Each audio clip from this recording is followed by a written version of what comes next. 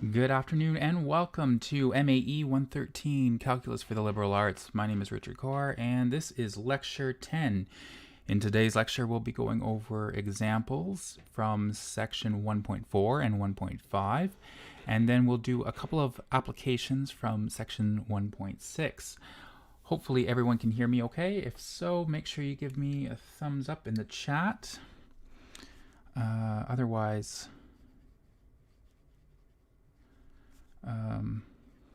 hopefully everyone can hear me.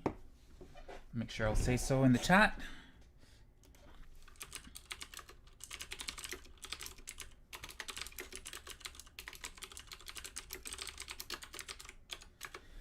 Perfect. Okay, good. So let's start.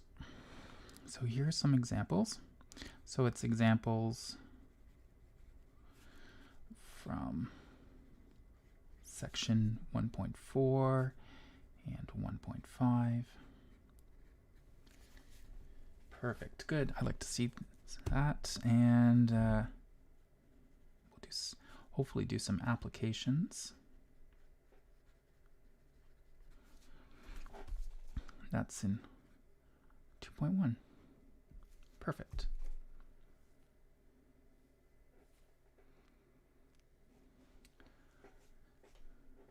Oh, there's a little bit of a glitch. Okay. Hopefully, okay. Oh,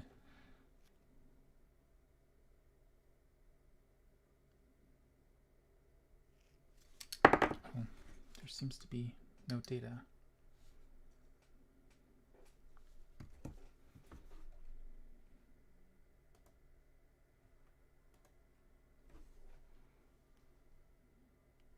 Just got to check, make sure everyone did it. Not sure if the connection dropped.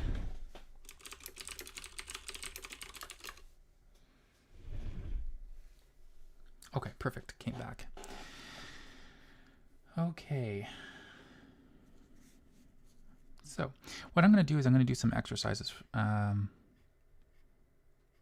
similar to what's in the homework, but not exactly the questions. So I'm going to probably pick some of the toughest questions out of the sections, and then so let's see, section 1.4, page 81. So let's just start off using our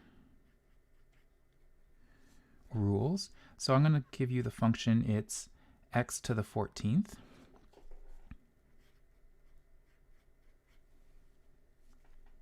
Perfect. Okay. Yeah, it's just YouTube is giving me a whole bunch of warnings, and not sure why, but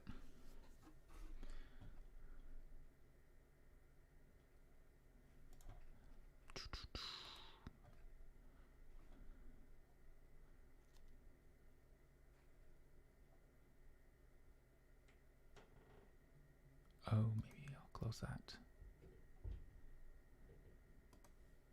Yes. Maybe Firefox was eating too much memory. Okay. So to differentiate this, what we can do is we use our power rule. So again, the 14 comes down in front.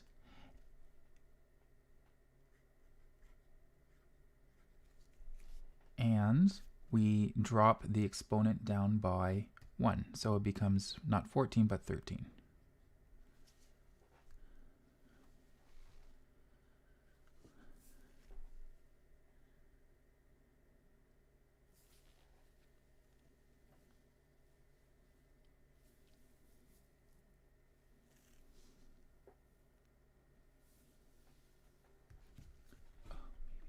Maybe that's what's causing it.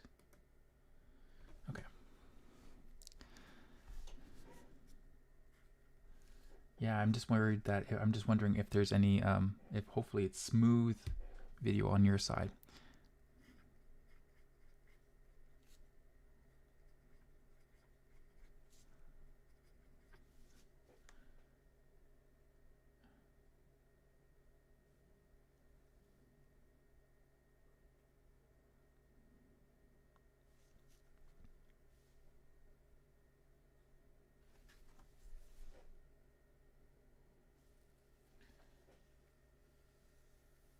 questions we are practicing today will be the ones on Wednesday's quiz. These ones are questions that are similar to what are on the assignment, but you should still do the questions on the assignment. These are, I'm picking the odd or the even ones because these are questions that aren't provided, or the answers or the solutions aren't provided in the solutions manual, because they're the even ones. The odd ones are provided.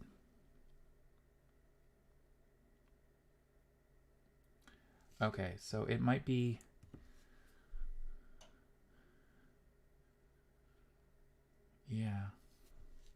I'm stuck in Kingston as well, so it could be a Kingston thing. Whew.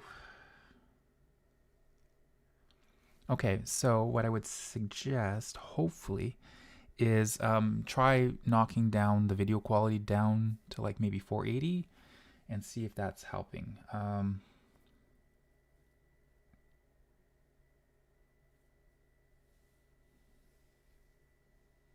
Okay, now it's better. Yeah. Well, the other thing too is maybe everyone is at home, they're on the internet. So I am in a residential area, so it could be, yeah, I'm on Bell, and on the fiber optic, but you know, everyone is joining the internet here, so, well, the fiber optic. So, okay, now it seems to be working a little better. All right. So I have minus 53x to the 20th. So the minus 53 I leave, and I'm going to bring the 20 down in front. I'm going to drop it down by 1, so it becomes 19. And so 53 times 20, 53 times 10 is 530. And then 530 plus 530, so we're doubling it. That gives you 1060. So it's minus 1060 x to the 19th.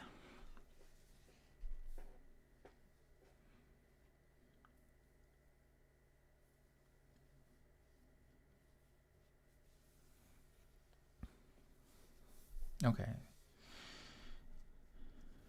612.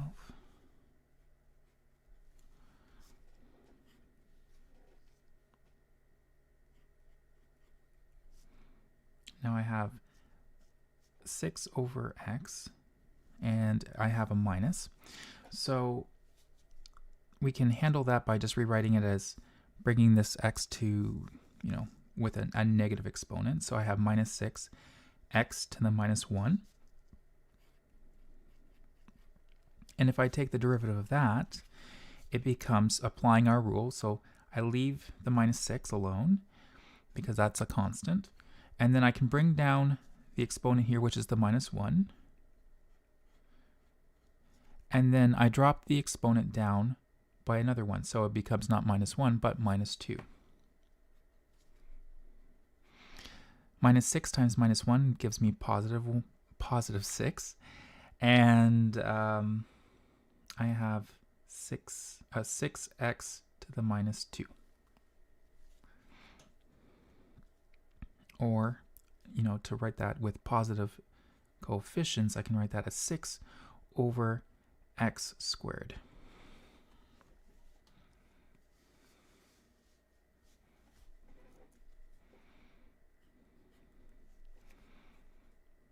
Here was an interesting one. This was find a formula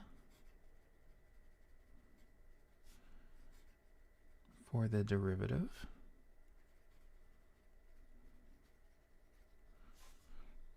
of, I have f at x minus 2 g of x.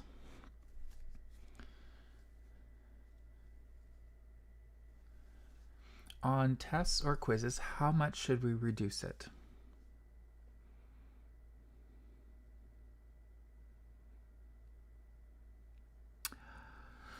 That is always a hard question. I would say for Maria's question that's not acceptable. This is okay. And this could be okay as well. So something like that, but like leaving it like that, no dice. Same thing with this. This is not a final answer. You need to multiply that out.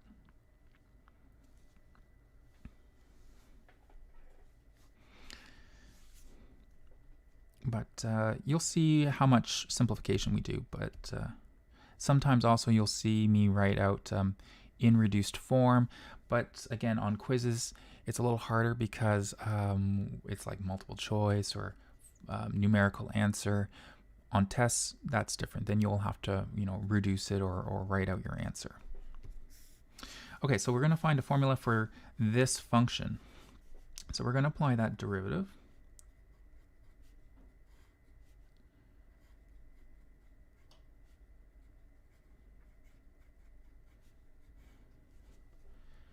Okay, and we can use by the sum rule, we're going to apply the derivative to each of these. So that's by the sum rule.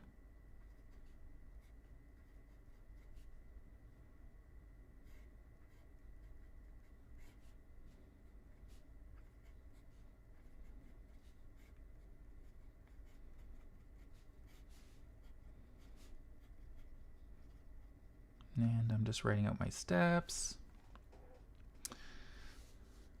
When I write something like that, that's what we'll call a justification. Then the next thing, I can just, that's done. I could write it as df by dx, like in Leibniz notation. The next thing I have is I can apply the d by dx to the minus 2g of x. And using our constant multiple rule, we have a minus 2 in front.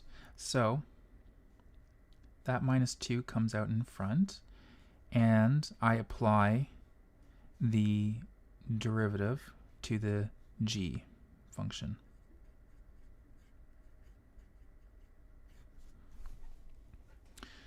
So I'll just kind of neaten up.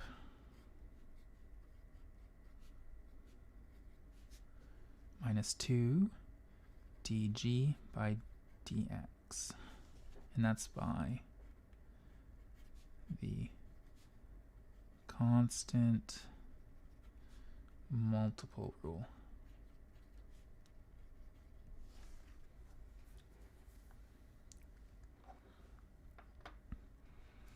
And if you wanted to try 18, the answer for that is 3df by dx plus 2 dg dx. A simple question like that, could show up on the quiz.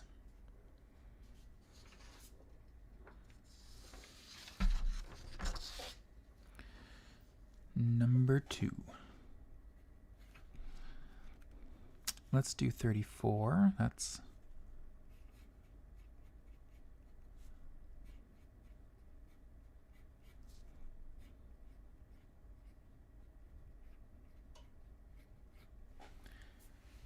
okay. In this section, though, we don't have the product rule, so we'll be expected to expand that out.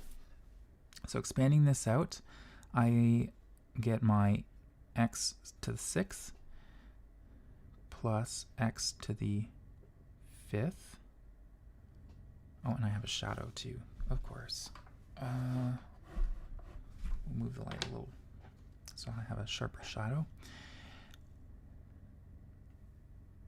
For a question like that, would you want us to list the rules, sum, and constant at the appropriate steps? Again, it depends on the question. If it's on a test, yeah, I would like to see, if the question says provide justification for your steps, something like that would be appropriate. On a quiz, you won't have a spot to do that. You might just be asked, what is the final answer? So, like it could have a box, for instance, like this, something like that, and I ask you to fill in the numbers, something like that. The Moodle quizzes kind of restrict me from the questions that I can pose, because it's just the way it is.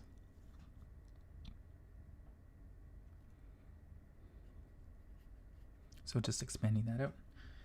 The solution for question 17 is different from your answer. Oh.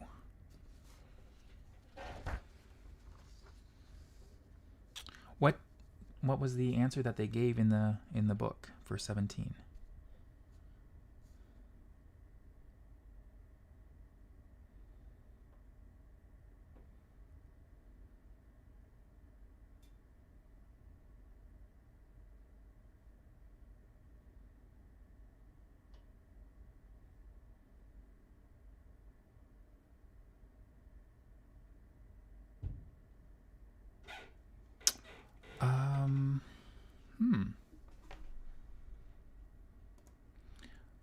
Okay. That is a very different answer. Let's have a look.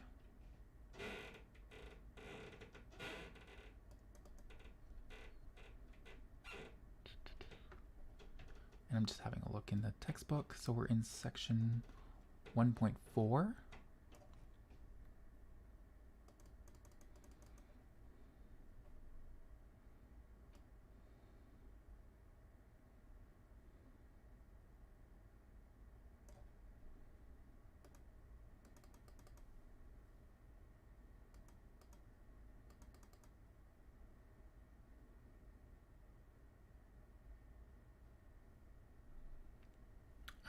Okay, because what I have, let me just switch over to my, hopefully, let's use screen 1. Because what I have here for 1.4 under exercise 17 is the derivative of f minus 2g prime. So that's the derivative of g. So that's what I have right there.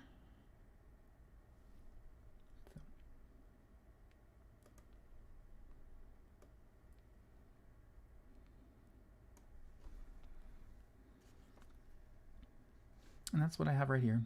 Derivative of f minus 2 times the derivative of g.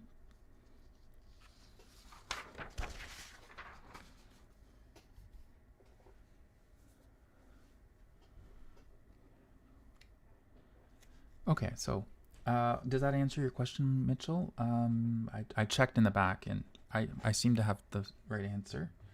Okay. No worries. I do it too.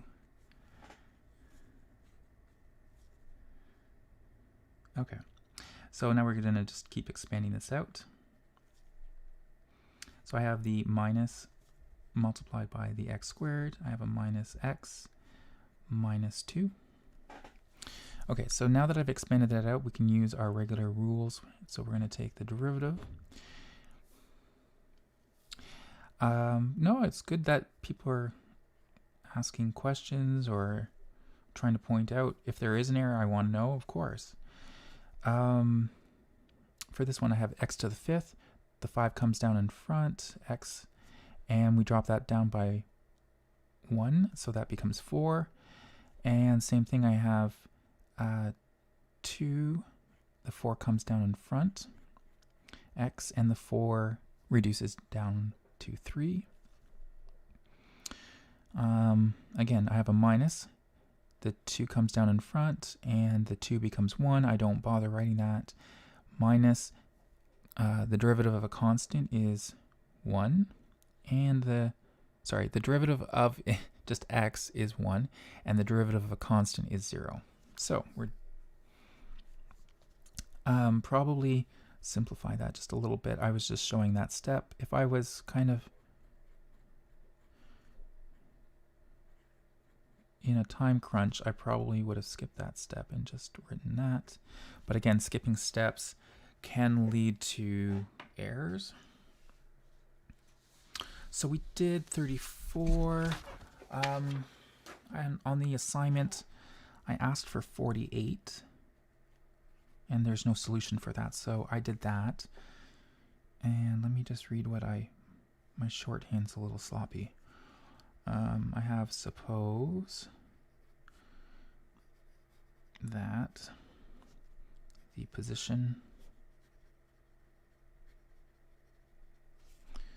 x of a car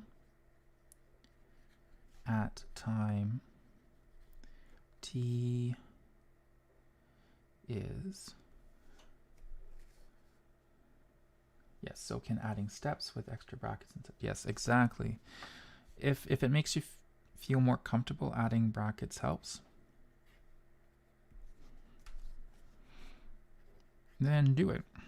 Let's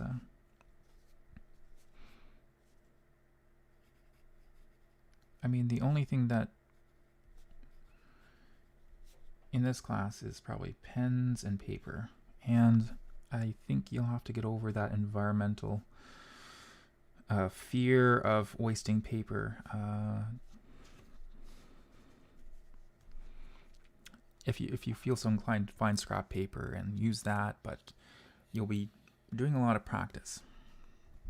Okay, so I have a position of a car x is given at time t. It's t minus 2 all to the power 3, or it's cubed.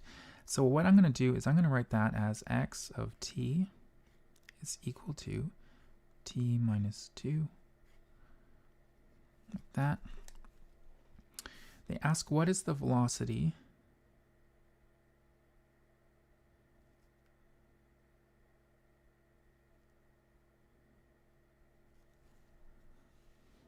at -1, 0, and 1? Okay. So that requires me to expand that out. I have to do a velocity. So they've given me the position, and I need to figure out what the velocity is.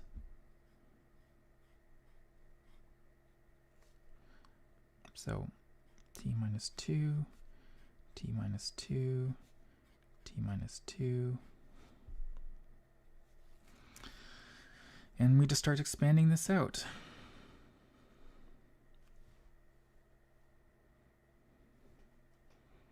T times t is t squared minus 2t, and then minus 2t plus 4.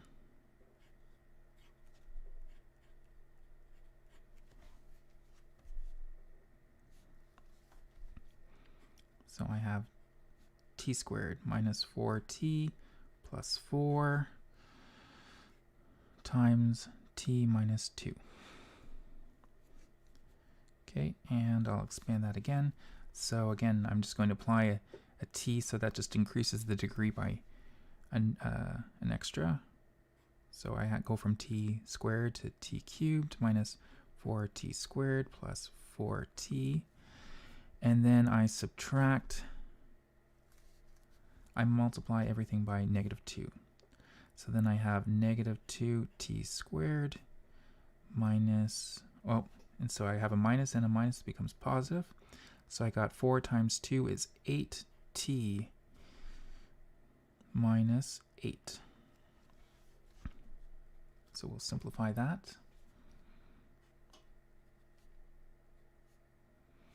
So I have minus 4t squared, and I have minus 2t squared. So that becomes minus 4 and minus 2 is minus 6. That's one thing that I notice, is that people will start to mix up when they're doing differentiation or they're doing multiplication. They start to mix up. You know, they start writing like 4 times 2 gives you 8 instead of, you know, 4 and 2, which is addition. So we got this, we have this and this. 4 and 8, that's 12. I still have a minus 8 here. And then the velocity is the derivative.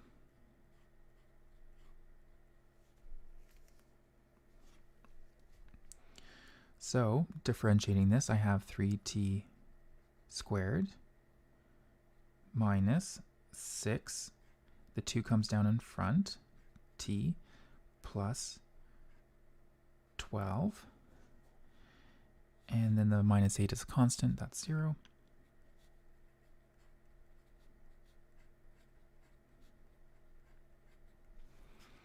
Okay, so then they asked us what the velocity is at -1, 0, and 1.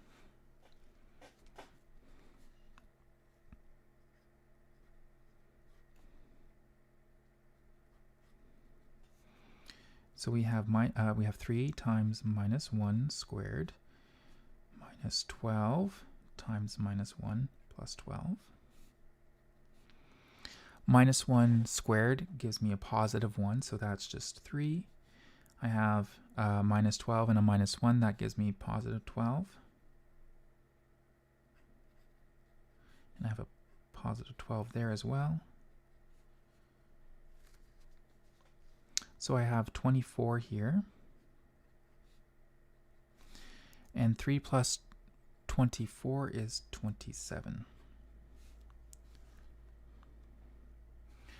Now in this case, they don't tell me what the units are, so it's just 27, some sort of maybe meters per second, kilometers per second. Okay.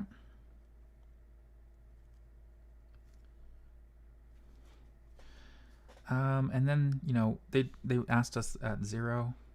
So again, plugging in 0 for the derivative. So I get 3 times 0 squared minus 12, 0 plus 12. So you notice that this is quite straightforward, or the numbers that they're picking is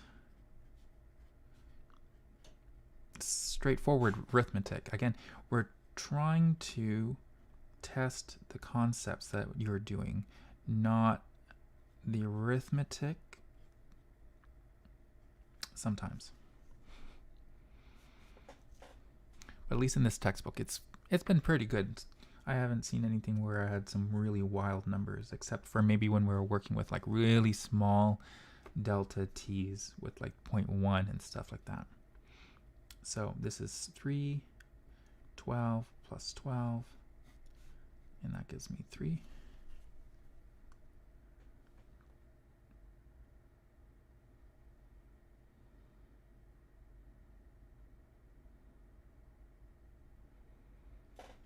And hopefully, if people are doing that themselves, that they're getting the same answer as me.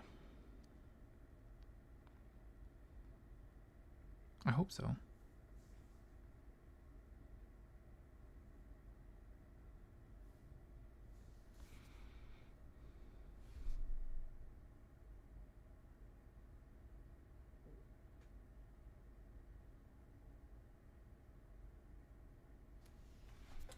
Okay. So we found what the velocity was. The next question that they asked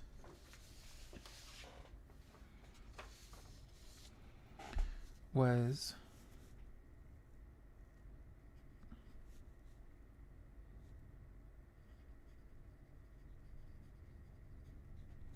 show that the average velocity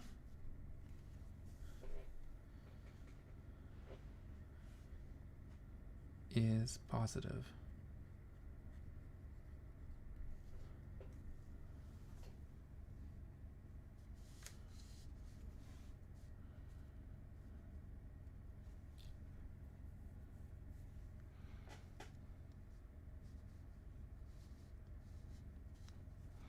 So show that the average velocity is positive. So we could say pick an interval. So let's do t, and I have x of t.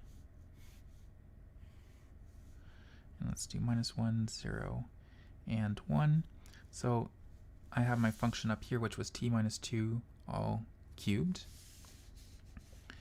So I have -1 minus 2 cubed gives me -3 cubed, and that gives me -27.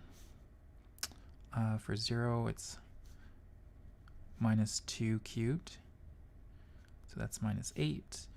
And I have 1 minus 2 cubed, which gives me -1 cubed, which gives me 1. And so to show the average velocity, it's the change in x over the change in t. And because these are 1 second, so I can do the change in t as 1. And in this case, I have -1 minus 8. So that's a plus. So -1 minus 8 gives me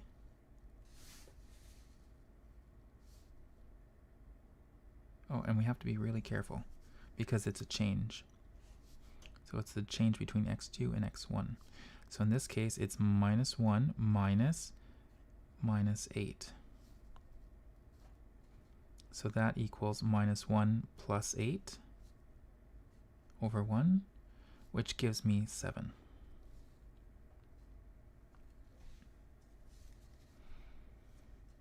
So that's the average from 0 to 1.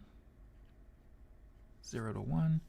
And if I do the average velocity from -1 to 0, same idea. Change in x, change in t. I have -8 minus -27.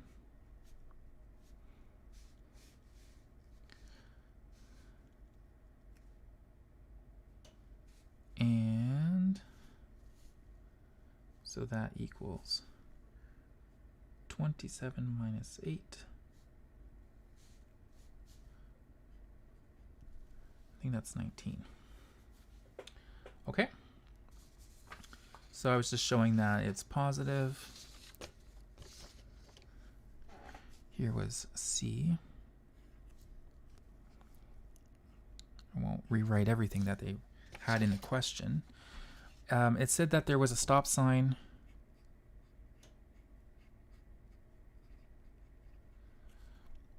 at x equals 0. There was a cop, and he said he was going to give the driver a ticket because there was no period when the driver had 0 velocity.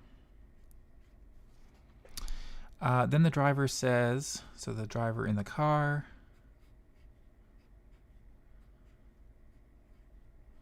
he says that the velocity was 0. So the velocity was 0, so the velocity was 0 when t was equal to 2.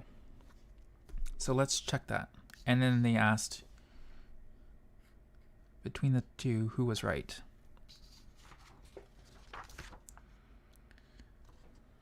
So we have this one. So that's what we're going to copy down, this derivative. So we have x prime of t is equal to 3t is 12t plus 12. There we go. So let's plug in 2 and see what happens. Hopefully that this will equal 0.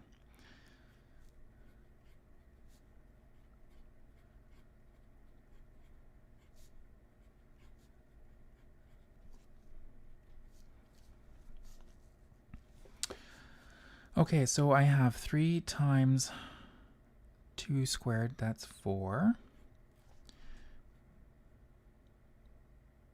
minus 24 plus 12. This is 12 minus 24 plus 12. So 24 minus 24 equals 0. So the driver was right.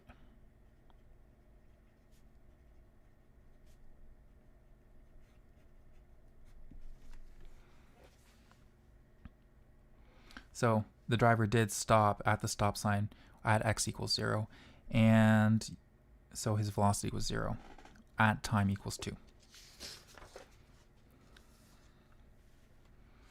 Perfect.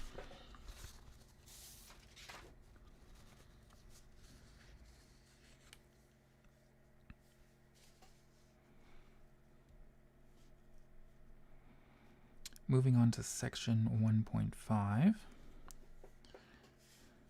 So this was more like our using our product rules. And our product rule is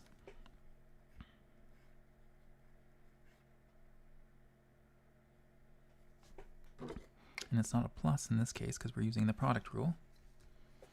In this case, it's going to be multiplication.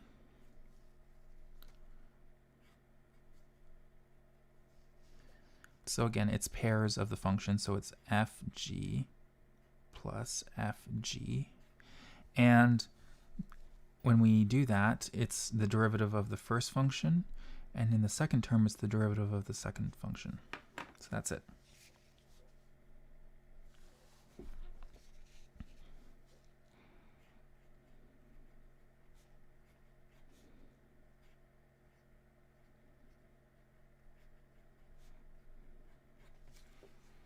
So using that product rule. Now in those examples or those exercises, they don't give kind of like letters or anything for it. So I'm going to assign, just to show you what I am doing. I have to refill the pen. What we'll do is we'll pick a letter like Y, and then we'll do Leibniz notation for like question 12. The one thing that I notice is that the prime notation, or when we get to doing a test, I have to be able to tell what the original function was and what the differentiation function is. So if you just wrote something like this and then immediately started differentiating, I don't know what you're doing. And writing an equals, these are definitely not equivalent if you started to write a derivative. So again, we need a y equals, and then the function below it is the derivative.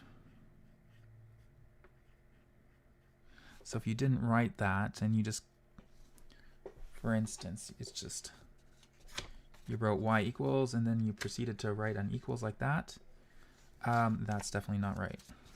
So marks would be taken off. Okay, so derivative of the first function. So again, let's write, we'll call this f, we'll call this g,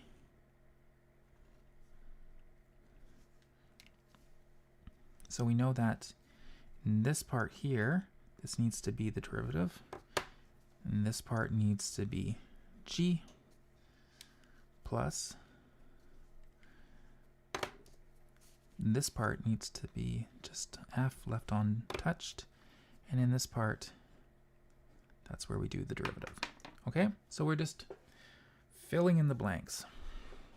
So the derivative of f is 3x, and then the 2 is a constant, so we don't worry about that. And then we just rewrite g. We have f again, so we write f. And then g, 2x plus 2.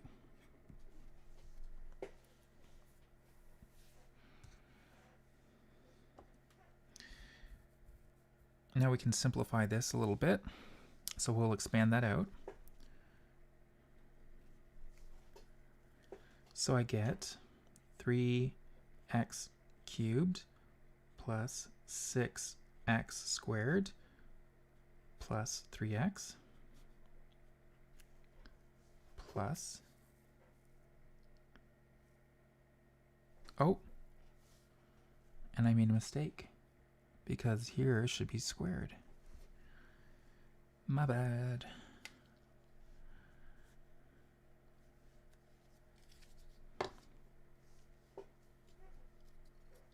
Yes, yes it is.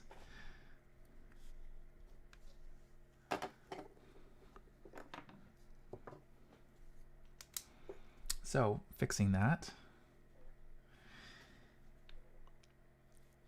that should be to the fourth, this one should be to the third, and this one should be to the squared. Perfect.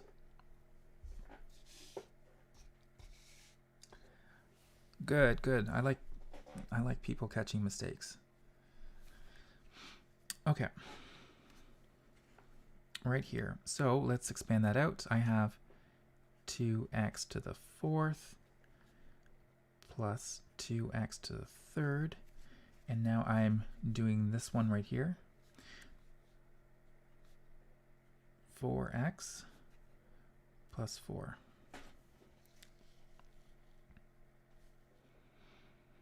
Okay, so again, collect like terms. So I have x to the fourth, x to the fourth. So I have, that's 3 plus 2, that's 5. So that's 5x to the fourth. For this cubed, I have 6 plus 2 gives me 8x cubed. I only have one term for 3x squared, for the x squared, plus 4x plus 4. Okay, then we're done 12. 16. So they have x squared is equal to square root of x times x 3/2.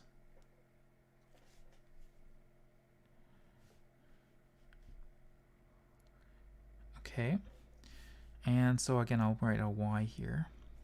Now again, this can simply be done just looking at this one right here, the dy by dx of x squared is just 2x.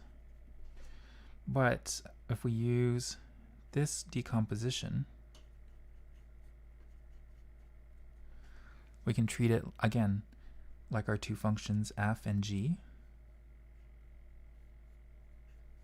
So, and again, we can also rewrite that as x to the 1/2 times x to the 3/2. So,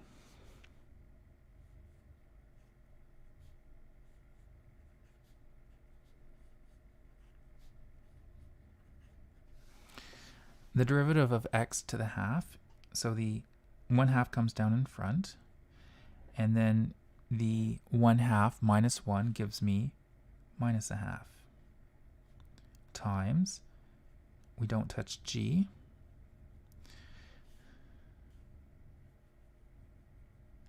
just make sure I separate that. Then the next one I have is f, and then the derivative of g, so that's 3/2 x, and then 3/2 minus 1, so you have 1.5, you're taking away 1,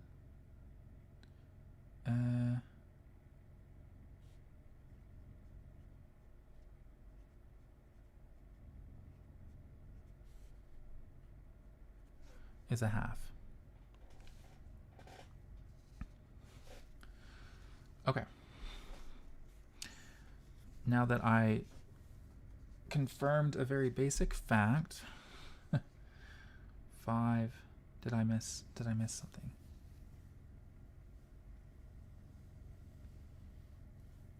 Somebody is saying -5, Maple is saying -5/2.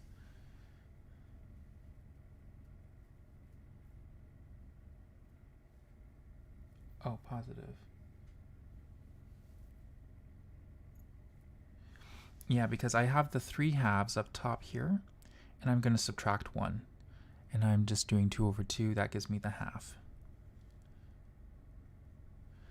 Okay, so simplifying that, right here I have a 1/2, and then I have x, so I have a -1/2 plus 3/2. That gives me 1, or 2, no, that gives me,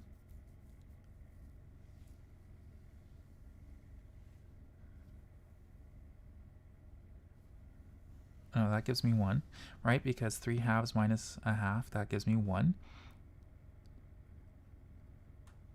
Plus 3 halves. And then I have a half plus a half gives me 1, so that's x. So I have 3 halves plus a half, that gives me, so that's, you can think of that as there's 1.5 and there's a half, so that gives me 2x. And it should be 2x because that's what we started out. This is what our intuition is. We know it's 2x, so it should match. So that's good. That works.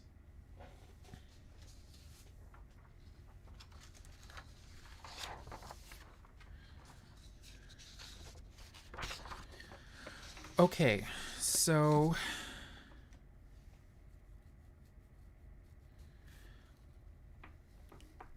I think in the last 5 minutes, what we should do is, let's do some application just to make sure. So here's from 2.1.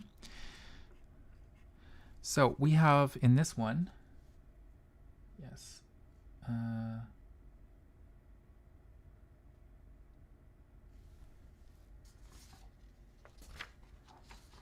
right here, because when I'm combining the two terms together, this is a multiplication. So over here, when I combine the terms together, that's a minus a half plus 3 halves, or 3 halves minus a half gives me 2 over 2, which is equal to 1. And so that's how I just have a 1 there.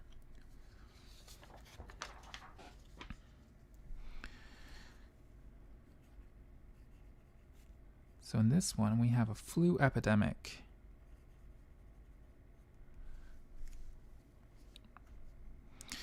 And they're telling us that the epidemic infects, it's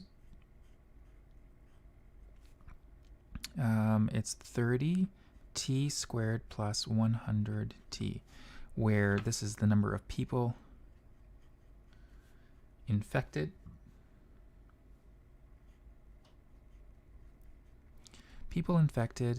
And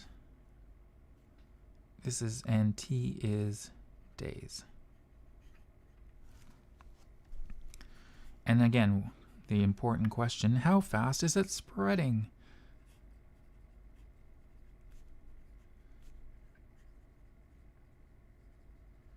Which means that they're wanting a rate of change. So it's in people per day. And they're saying, how fast is it spreading? And they go after, let's say it's out in the wild for 5 days. So we want a rate of change, so we take the derivative of that. So I have 30 and I have t. The 2 comes down in front, and the 2 is reduced by 1 in the exponent, plus the derivative of 100t is just 100 now. And so it's 60t plus 100. So substituting in our value for 5, I get 60 times 5 plus 100. So 6 times 5 is 30, and then we have a 0, so it's 300 plus 100 gives me 400 people per day. That's pretty quick.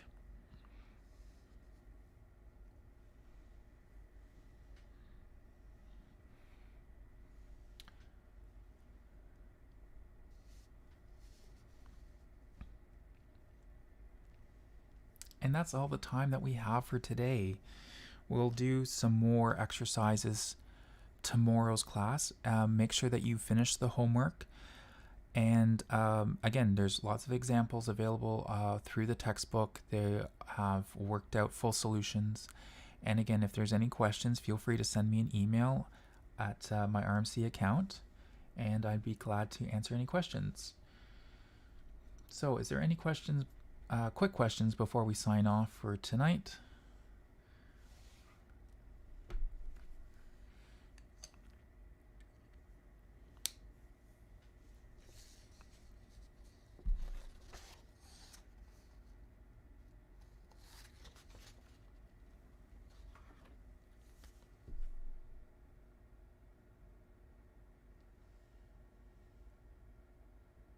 Excellent.